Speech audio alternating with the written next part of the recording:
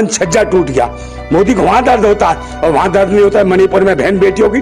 सीता कहां की वनवास में, जैसे मोदी ने छोड़ रखी अपनी, भटक रही है जसोदा बहन। जय दोस्तों, सबसे पहले मैं एक आपको वीडियो दिखाना चाहता हूं जो सोशल मीडिया पर बुरी तरह इसका वायरल हुआ है। और ये शख्स फौजी वेशभूषा में है और इनकी टिप्पणी है वो माननीय मोदी जी के ऊपर है जो देश के प्रधानमंत्री हैं, किसी महिला के ऊपर है और धर्म के ऊपर है। ये क्या सही है, क्या ये गलत है?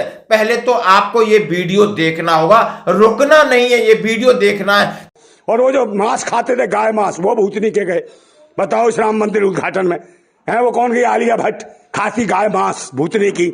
और वो क्या रणवीर कपूर, उसका बाप भी गाय मांस खाता था। अबे इनको बुलाते हो भूतनी वालों को तुम? राष्ट्र के लिए जिन्होंने करा वो कहां गए? कंगना रनौत भी गई है। वहां वो भी गई थी। वो जाएगी उसका छज्जा टूट जाता है, प्रधानमंत्री की उंगलियों में दर्द होता है, कहता वो लाला दर्द हो गया, छज्जा टूट गया, मेरी जान छज्जा टूट गया। मोदी को वहां दर्द होता है और वहां दर्द नहीं होता है मणिपुर में बहन बेटियों की। सेना के पूर्व सैनिकों को निर्वस्त्र करके घुमाया जाता है बहन बेटियों को, तब उसके कहीं दर्द नहीं होता। तब तो मर्द बहुत बन जाते भूतनी के बहन बेटियों की इज्जत लूटने के लिए निर्वस्त्र करके। ये भाजपा के ऐसा राम है इनका। ये राम कहां से आए? राम जो बहन बेटियों की इज्जत और बदनाम करा रहा है, समझे?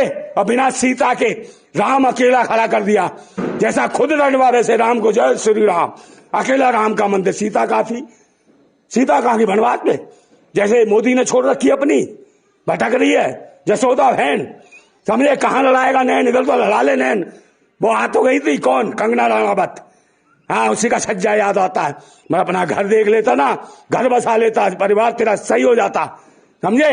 जय श्री राम। क्योंकि ये आप फौजी हो, आपकी आस्था जुड़ी है। क्या इस वेशभूषा में, क्या इस तरह आप टोपी लगा करके, क्या आप फौजी बन करके इस तरीके की बातें कर सकते हो? मैं आपसे सवाल पूछना चाहता हूं, कसम से आप बताना, यदि आप इंडिविजुअल हो, सादे कपड़े में हो, आप कुछ भी बोल सकते हो, आपको फ्रीडम ऑफ स्पीच है, आपका व्यक्तिगत मामला है, आपकी जिस मर्जी को जो भी कह सकते हो। लेकिन आपने फौजी वेशभूषा धारण की है, इस बात से हमें आपत्ति है। क्योंकि फौजी होता है, उसका आचरण फौजी जैसा होता है और वो देश में उन लोगों की रक्षा करता है जो बेचारे हैं। महिलाओं के बारे में इस तरह नहीं बोल सकता, किसी के धर्म के बारे में वो नहीं बोल सकता। यदि आपने ये वर्दी डाली है तो आपका आचरण सैनिक जैसा होना चाहिए, आप एक अनुशासित होना चाहिए, आपकी भाषा मर्यादित होनी चाहिए।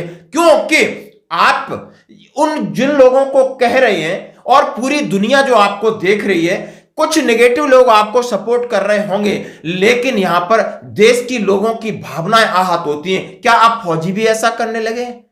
आखिर क्यों? आपको किसने अधिकार दिया कि इस तरह आप इस ड्रेस को डाल करके इस तरह की एक महिला के ऊपर आपत्तिजनक टिप्पणी, वो भी फौजी कर सकता है जो कि महिलाओं की रक्षा करता है, वो इस देश की है। ये आपका व्यक्तिगत मामला है, इंडिविजुअली आप किसी से कुछ भी कह सकते हो, लेकिन इस वेशभूषा में नहीं। क्योंकि आपके वीडियो कोई भी नहीं पूछेगा। और यही जो आप कॉम्बैट ड्रेस में डालते हो या फौज की वेशभूषा में डालते हो तो एक आइडेंटिटी बनती है। लोग हाथों हाथ उस वीडियो को लेते हैं और अपने स्वार्थ के लिए, नफरत फैलाने के लिए उसका इस्तेमाल करते हैं। याद रखना, मैंने कल कहा था कि मैं कल सिंधिया स्कूल में इनवाइट किया गया, तो मैंने कहा मुझे नहीं इनवाइट किया, मुझे फौजी विंग है फौजी इनवाइट किया और मैं फौजी लगभग आइडेंटिटी के साथ गया था।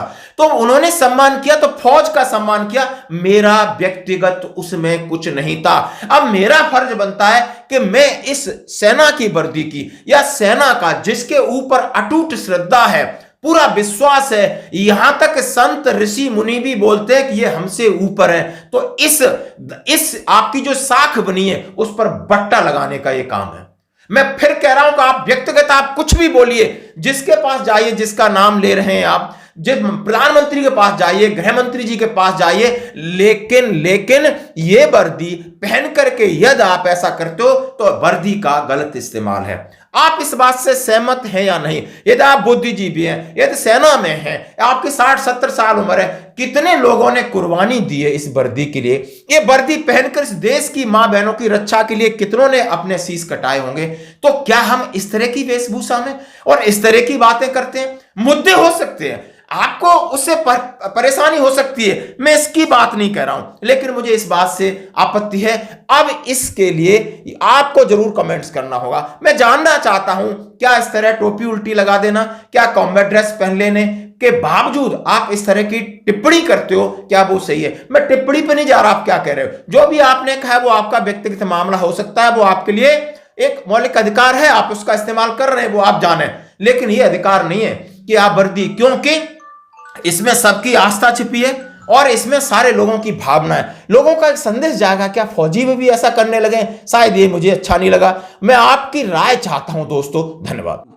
छीन लिया देश का काम, बर्बाद कर दिए, और देश के संविधान के अनुच्छेद धाराओं को वो मजाक उड़ाया जा रहा है। शाम तक देखना भैया, डाल लो वीडियो, जितने चिल्ला रहे हैं ना बच्चे, ये जो गंदगी भरी है इनमें, जो अहंकार भरा है, रावणों से भी बड़ा अहंकार इन छोटे छोटे बच्चों को, उन्हें पता ही नहीं है कि क्या परोसा जा रहा है।